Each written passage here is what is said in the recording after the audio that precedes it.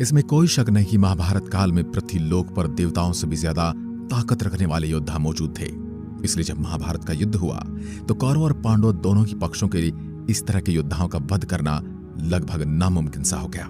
इसलिए जिसे धर्म युद्ध कहा जा रहा था, उसी को जीतने के लिए भगवान श्री कृष्ण को छल और कपट का सहारा करना पड़ा। क्योंकि भगवान श्री कृष्ण अगर ऐसा न करते तो कौरवों के महारथी योद्धाओं जैसे कर्ण, पितामह भीष्म, द्रोणाचार्य आदि को मारना लगभग नामुमकिन था। और अगर वो न मरते तो महाभारत के युद्ध में पांडवों का जीतना भी नामुमकिन था। लेकिन सच्चाई के लिए लड़ने के बावजूद भगवान श्री कृष्ण को छल क्यों करना पड़ा, और आखिर वो कौन योद्धा थे जिन्हें छल से मारा गया? तो आज के इस वीडियो में मैं आपको महाभारत के युद्ध में छल यानी धोखे से मारे गए 5 योद्धाओं के नाम बताऊंगा, जिनकी शक्तियां देवताओं से भी बढ़कर थी और जिन्हें भगवान से वरदान प्राप्त थे। महाभारत के युद्ध में जब श्री कृष्ण अर्जुन का रथ लेकर पहुंचे तो श्री कृष्ण ने अर्जुन से कहा, हे पार्थ, गौर से देख लो, ये जो तुम्हारे प्रतिद्वंदी हैं वो इस युग के सबसे महान और पराक्रमी योद्धा हैं, जो इस युद्ध के बाद शायद ही देखने को मिलेंगे, और आने वाले युगों में ऐसे योद्धा फिर जन्म भी नहीं लेंगे। भगवान श्री कृष्ण की इस बात से ही महाभारत के महायुद्ध की भयानकता का अंदाजा लग सकता है। कई धर्म ग्रंथों में मिले आंकड़ों के अनुसार महाभारत के युद्ध में करोड़ों सैनिक और हजारों महारथी योद्धाओं ने भाग लिया था, जिनके अस्त्रों की टंकार से धरती कांप जाती थी। आज तो इस महायुद्ध को कई हजार सालों से भी ज्यादा का समय हो चुका है, लेकिन कहते हैं आज भी कुरुक्षेत्र की जमीन योद्धाओं के लहू को पीकर लाल है। धर्म और अधर्म के इस युद्ध में धर्म की जीत के लिए कई महायोद्धाओं को छलपूर्वक और कईयों को युद्ध के नियम के विरुद्ध जाकर मार डाला गया, क्योंकि ये सभी योद्धा लगभग अमर थे।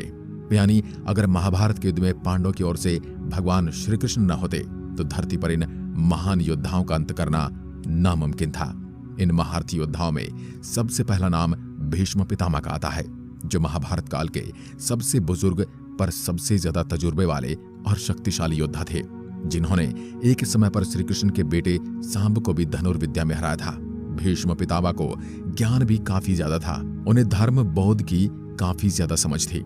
इसके बावजूद हस्तिनापुर को लेकर अपने कर्तव्य के कारण वे हमेशा दुर्योधन के अधर्मों से उसका मौन यानी चुप रहकर साथ देते रहे। भीष्म पितामह चाहते तो दुर्योधन को रोक सकते थे, लेकिन हमेशा उन्हें चुप रहना चुना, और यही भीष्म पितामह की सबसे बड़ी गलती थी, जो उन्हें महाभारत के युद्ध में मौत के पास ले गई। लेकिन महाभारत के युद्ध में इनका वध लगभग नामुमकिन था, और जब तक भीष्म पितामह युद्ध में खड़े थे पांडवों का जीतना भी नामुमकिन था, क्योंकि भीष्म कौरवों के सेनापति के तौर पर उनके ढाल बने हुए थे। 18 दिन तक चले इस युद्ध में भीष्म अकेले ही 10 दिनों तक पांडवों की सेना का संहार करते रहे। ऐसी स्थिति में भगवान श्री कृष्ण की सलाह से अर्जुन ने अपने रथ पर शिखंडी को खड़ा किया। भीष्म पितामह ने प्रतिज्ञा ली थी कि वे कभी भी किसी स्त्री या अपुरुष पर अस्त्र शस्त्र नहीं चलाएंगे, जिसके कारण भीष्म पितामह को अपने धनुष को त्यागना पड़ा। और इसी मौके का फायदा उठाते हुए भगवान श्री कृष्ण के कहने पर अर्जुन ने भीष्म पितामह के पूरे शरीर को तीरों से भेद दिया। लेकिन इस वक्त तक भी भीष्म पितामह की मृत्यु नहीं हुई थी, क्योंकि इन्हें इच्छा मृत्यु का वरदान प्राप्त था। पर क्योंकि अब अर्जुन के बाण भीष्म पितामह के पूरे शरीर को भेद चुके थे, इसलिए वह युद्ध नहीं कर सके। वो युद्ध के अंत में कौरवों की हार को देखते हुए उन्होंने अपनी इच्छा से ही अपना शरीर त्यागा। दूसरे महारथी जिन्हें छल से मारा गया वो थे द्रोणाचार्य। अब द्रोणाचार्य कितने शक्तिशाली थे इसका अंदाजा तो आप इसी से लगा सकते हैं कि वे पूरे महाभारत में जो बड़े से बड़े महारथी थे उनकी शिक्षा द्रोणाचार्य के द्वारा ही दी गई थी। यहाँ तक कि अर्जुन और कर्ण की शक्तियों को जो आज हम गुणगान करते हैं, उन्हें भी शिक्षा देने वाले द्रोणाचार्य ही थे, जो कि अपने पुत्र अश्वत्थामा के कारण दुर्योधन के साथ खड़े थे। और जब तक द्रोणाचार्य युद्ध में खड़े थे, उन्हें पांडवों की सेना को तहस नहस कर दिया था और कई योद्धाओं की जान ले ली थी। इन्हें भी केवल तभी मारा जा सकता था जब वे अपने धनुष को त्याग दें, पर कोई योद्धा अपने हथियार को कैसे त्याग सकता है? इसका केवल एक ही उपाय था, और वो था एक ऐसा दुख जिसके बाद योद्धा को लड़ने का कोई महत्व ही दिखाई न दे। और भगवान श्री कृष्ण ने इसी बात का फायदा उठाया। पहले तो श्री कृष्ण के कहने पर भीम ने अश्वत्थामा नाम के हाथी का वध किया। उसके बाद श्री कृष्ण ने पांडवों को द्रोणाचार्य से झूठ बोलने के लिए कहा कि उनका बेटा अश्वत्थामा मारा गया है। द्रोणाचार्य अश्वत्थामा से काफी ज्यादा प्रेम करते थे, और जैसे कि मैंने बताया कि उनका युद्ध करने का कारण भी अश्वत्थामा ही था। पर अश्वत्थामा भी कोई साधारण इंसान नहीं था। उसे मारना भी लगभग असंभव था। इसलिए शुरू में द्रोणाचार्य ने पांडवों की बात पर यकीन नहीं किया। द्रोणाचार्य ने श्री कृष्ण की बात को भी नहीं माना। जिसके बाद जब युधिष्ठिर ने द्रोणाचार्य से कहा कि अश्वत्थामा की मौत हो चुकी है, तब द्रोणाचार्य को यकीन हुआ, क्योंकि द्रोणाचार्य जानते थे कि पांडव पुत्र युधिष्ठिर कभी झूठ नहीं बोल सकता। इसलिए उन्होंने शोक मनाते हुए अपना धनुष छोड़ दिया और इसी मौके का फायदा उठाते हुए द्रौपदी के भाई धृष्टद्युम्न ने द्रोणाचार्य का वध कर दिया। महाभारत का तीसरा योद्धा जिसे छल से मारा गया था, उसका नाम था जयद्रथ। यह दुर्योधन का जीजा था और इसी की रणनीति के कारण अर्जुन के पुत्र अभिमन्यु का वध कौरवों ने मिलकर किया था। और अपने बेटे की मौत का बदला लेने के लिए अर्जुन ने प्रतिज्ञा की थी, अगले दिन युद्ध में सूर्यास्त तक जयद्रथ का वध कर देंगे, नहीं तो स्वयं अग्नि समाधि ले लेंगे।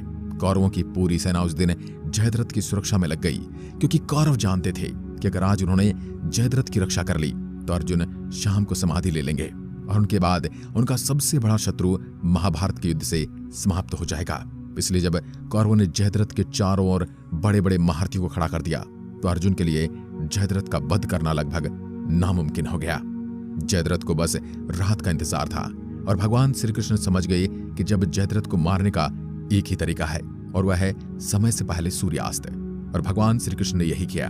उन्होंने सूर्यदेव को अपनी माया से ढक दिया, जिससे अंधेरा छा गया।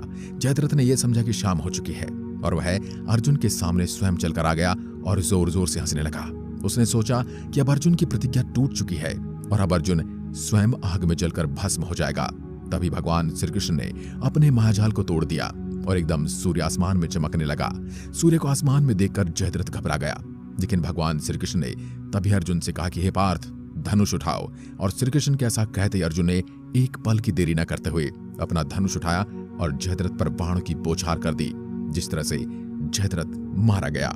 अगर पूरे महाभारत में किसी के साथ सबसे ज्यादा धोखा हुआ है तो वो कर्ण है। कर्ण को बचपन से किसी तरह का कोई सम्मान नहीं मिला, इसलिए जब दुर्योधन ने उसे अंगराज बनाया तो पहली बार किसी से कर्ण का सामना हुआ, जिसके कारण कर्ण और दुर्योधन एक ऐसे दोस्त बने जिसमें हमेशा दोनों ने एक दूसरे का साथ दिया। कर्ण हमेशा दुर्योधन की ढाल बनकर उसके आगे खड़ा रहा। दुर्योधन को कर्ण के अलावा किसी और पर भरोसा ही नहीं था। वह जानता था कि जब तक कर्ण उसकी ओर खड़ा है दुर्योधन को कोई छू भी नहीं सकता।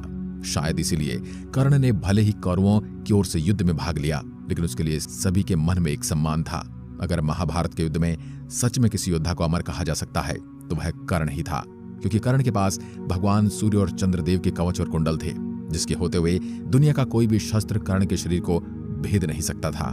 कर्ण एक सच्चा मित्र होने के साथ साथ एक दानवीर भी था और इसी बात का फायदा उठाकर भगवान श्री कृष्ण ने योजना बनाई और कर्ण के कवच और कुंडल को छल पूर्वक अर्जुन के पिता इंद्र द्वारा कर्ण से दान में मांग लिया गया। कर्ण को पता था ये कवच और कुंडल उसकी जान की रक्षा करते हैं, लेकिन इसके बावजूद उसने बेझिझक अपने कवच और कुंडल को इंद्रदेव को दे दिया। कवच और कुंडल न होने के बावजूद भी कर्ण को हरा पाना लगभग नामुमकिन था, क्योंकि वह अर्जुन से भी ज्यादा शक्तिशाली योद्धा था और उसके पास अभी भी भगवान परशुराम द्वारा दिया गया शिव का विजय धनुष था। यह धनुष जिस भी योद्धा के हाथ में होता था उस योद्धा को चारों तरफ एक ऐसा भेद घेरा बनाता था जिसे भगवान शिव का पशुपतास्त्र भी भेद नहीं सकता था। जब तक कि उसके हाथ में धनुष था तब तक कर्ण को महाभारत में मारा नहीं जा सकता था।